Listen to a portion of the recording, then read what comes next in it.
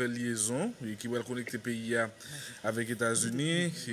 C'est liaison Miami que IBC Airways les souhaitait lancer dans les prochaines semaines. Hier, tu as gagné un vol d'essai qui était fait dans l'aéroport Antoine Simon de Caille. Qui Jean vol d'essai a été passé? Bon, nous tous les détails sur ça. Avant de regarder qui ça qui doit mettre en place pour liaison ça capable opérationnel. Ok. Bon, bonjour à tous. Vol d'essai a bien passé. Et nous accompli ça que nous faire, c'était faire l'avion atterrir, marcher sur le tarmac, voir aussi et démontrer à l'équipe de l'aéroport qui est là. Il y a un groupe d'ingénieurs de l'aéroport, il y a un groupe de techniciens de l'OFNAC aussi qui sont là présents. Et les besoins immédiats. Daily appointment. Please subscribe. Immédiat, allons dire même moyen terme de l'aéroport pour que ce soit vraiment fonctionnel pour une opération internationale. On va discuter avec l'aéroport un petit peu plus long cette semaine. Mais après ça, les premières impressions et les feedbacks qu'on a eu du public, les réseaux sociaux et tout le reste, oui, c'est très positif. Maintenant, tu as un travail qui t'a fait dans l'aéroport, notamment pour agrandir piste là. Est-ce que longueur piste là que l'aéroport a disposé dans le moment où on a parlé là, est suffisant et pour avion atterrir? Qui avion piste ça qu'a recevoir? Écoute, la longueur de la piste, il n'y a pas de problème avec. La longueur actuelle est 6100 pieds. Et il n'y a pas de problème avec. Nos avions, les ERJ 145 peuvent atterrir. D'autres types d'avions dans le même capacité peuvent atterrir. Et on envisage même... Alors, et ça, je vais être très clair avec l'aéroport. On envisage de mettre 737-300. Et bon, là, on réduit une capacité de freight à bord. Mais on peut faire ça rentrer. Il y a des choses à faire. Il doivent travailler sur le taxiway un peu plus et le tarmac pour ça. Mais une fois ça sera fait, on peut mettre un 737-300 avec une capacité réduite de freight, 20 000 livres. Donc, je crois que, mais pour la piste, ça va. C'est le terminal qui doit être travaillé pour cette histoire de passagers, sûreté, de checking, le flow logistique des passagers. C'est le terminal qui doit travailler. Ok. Est-ce qu'il y a des promesses, il y a des engagements qui prennent à ce niveau, et notamment beaucoup côté AN, pour travailler ça? Oui, il y a des... Allons dire, il y a des promesses, mais c'est pas que je vais m'assurer que ce soit délivré, mais je vais être très ponctuel dans ça, je vais activer pour que ce soit fait. Quelle liaison nous souhaitons faire pour Prince, Kai Miami, Kai Fort Lauderdale, et Kai Kingston, qui est la liaison nous souhaitons faire dans les prochains jours et combien de temps ça prend pour nous opérationnels? Écoute, le projet, ça a toujours été les États-Unis avec les Kai, enfin, Miami, Fort Lauderdale, Kai. Okay. C'est ça le projet. Maintenant, il y a beaucoup de rumeurs, paroles, demandes, etc. Mais pour l'instant, on se garde avec Miami, Fort Lauderdale, Kai. Les travaux comme aménagement de l'aéroport et l'OFNAC aussi, ils se donnent un mois pour le cycle minimum à être fait. donc, nous-mêmes, dans un mois, 5 semaines, on va faire un test avec, et maintenant cette fois-ci, pas une équipe technique, mais avec passagers. Ok. Dans un mois, nous souhaitons faire ça. Dans combien de temps nous souhaitons commencer avec vol commercial yo? Et puis bon, là, on parlait de Fort Lauderdale, Miami, Kai. Qui est-ce dans la ville que vous avez connecté en vent avec les Kai? Et puis, combien de passagers qu'on a en mesure pour nous porter? Et notre avion est un IRJ 145, mais on opère avec il y a une capacité de 50 places, on opère avec 30 places pour nous permettre prendre les bagages et la gasoline nécessaire. Et,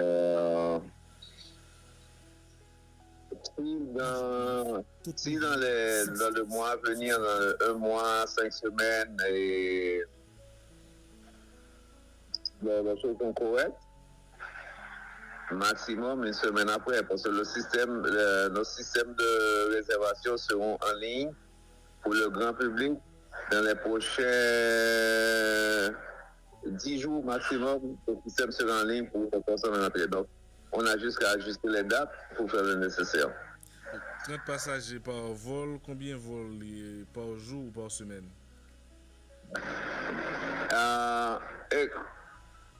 On a programmé, je crois que c'est 3-4 vols par semaine, mais si la demande est là, on va augmenter. IBC, c'était nous les pionniers au Cap-Haïtien, avant American Airlines, avant Spirit. Et on avait 14 jusqu'à 20 vols par semaine, dépendant de la demande. Donc, pour s'ajuster pour les cailles, on peut le faire. On a programmé pour l'instant. Et quand le système sera ouvert, ça va monter seulement 3-4 vols par semaine. Mais si la demande est là, on va augmenter pour satisfaire la clientèle. Ok. Et c'est pour vol direct vers Miami ou bien dans Fort Escale? Non, un stop à Kingston à cause que l'aéroport n'est pas encore certifié pour la TSA. Donc on devra passer par Kingston pour que la clientèle ne souffre pas. Mais c'est un stop technique, gasoline et c'est tout. Et après ça devrait aller. Et une fois que le pays soit, allons-y, un petit peu plus stable, et TSA peuvent rentrer dans le pays, et l'aménagement seront faits, je crois que TSA pourra ouvrir l'aéroport et on pourra faire les vols directs. Ok. Vous dites vol escale de Kingston, c'est plus un vol technique pour nous remettre carburant et puis faire screening.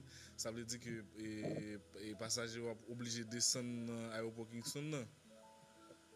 Oui. Si on va avoir un visage américain, on va descendre quand même? Oui. Maintenant, bon, il y a un peu de questions qui arrivent jeune nous là. En Haïti, pendant un peu de temps, on plein dans l'aéroport régional sous prix billets qui connectent ville provinciale avec les États-Unis. Et il y a des gens qui a demandé est-ce que le billet après le cher ou pas. Et vous avez une idée de dans qui fourchette les billets ça va payer? Non, pas bon. Une idée, on est à discuter, mais ceci sera tout de suite. Oui, le billet sera un petit peu plus. Les chiffres seront un petit peu plus hauts que ce que nous était habitué à payer avant la crise. Mais la raison aussi, c'est à cause de stop technique et le parcours de l'avion. Mais à part ça, je crois que ça sera, comme on dit, abordable pour les clientèles. Vous avez une idée de fourchette là, moins que 1000, la 1000? Et ça sera à peu près, oui. À peu près 1000? À peu près, à peu près. Mais ceci va avoir les coûts de Kingston. Aussi, bon, une chose qui va pas faire les prix augmenter trop, c'est parce que la gasoline aussi à Kingston est bon marché. Donc, ça va aider un peu.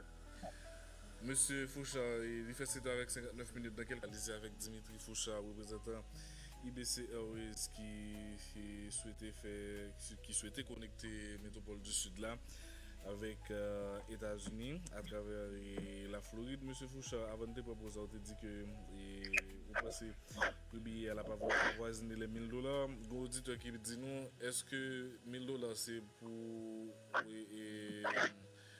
aller-retour ou bien c'est seulement pour one way? Non, non, ça c'est aller-retour.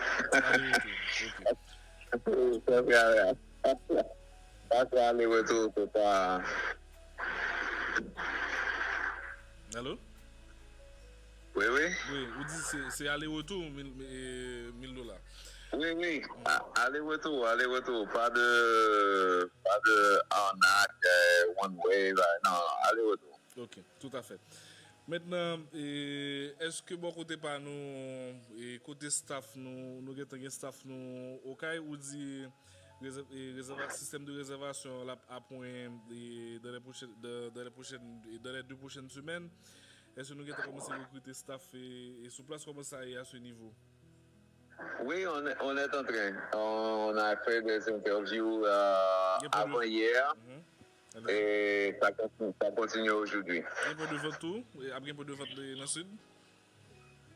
Oui. Port-au-Prince également? Oui, n'importe. J'ai été contacté par les agents de voyage de Port-au-Prince déjà hier. Oui, c'est pas. Il n'y aura pas de problème. Ils ont un accès au site de réservation avec ce qu'on appelle avec un account.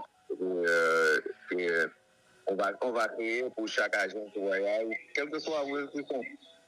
Ok. Robinson en ligne tout? Oui, ça sera online, c'est pour ça que je vous dis, dans la semaine, maximum 10 jours, le système peut online.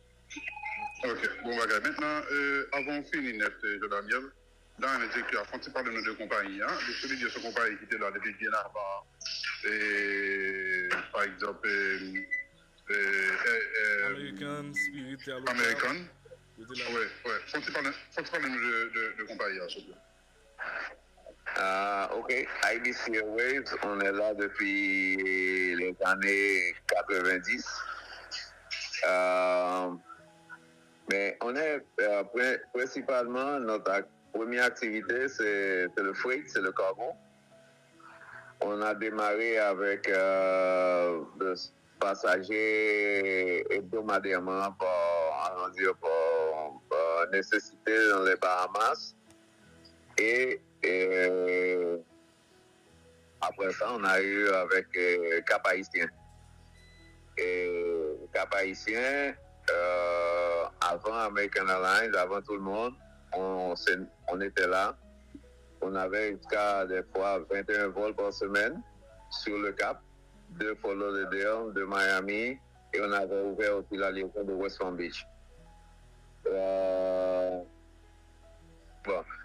les autres porteurs sont arrivés. Sans stress, sous 100.9. Et le dumping du prix. Et après ça, ils ont remonté le prix. Bon, on est sorti du Cap. On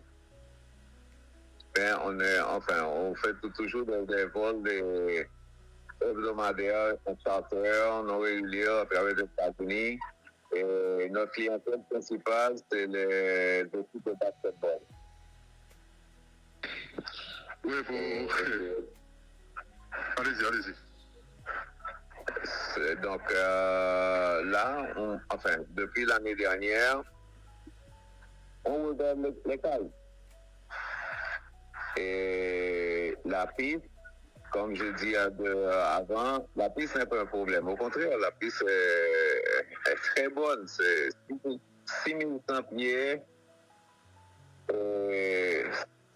Il n'y a pas d'obstacle dans les environs. C'est pas parfait, mais c'est très bon. Donc, on envisage dans maximum un mois et demi, avoir des vols réguliers.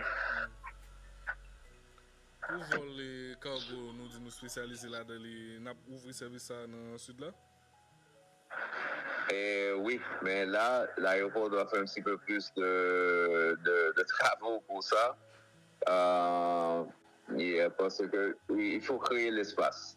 Les terrains sont là, mais il faut que l'aéroport crée l'espace pour qu'on puisse aménager quelque chose de correct avant les vols cargo. Je ne vais pas passer dans l'aéroport au Kaila. Et ça plus que.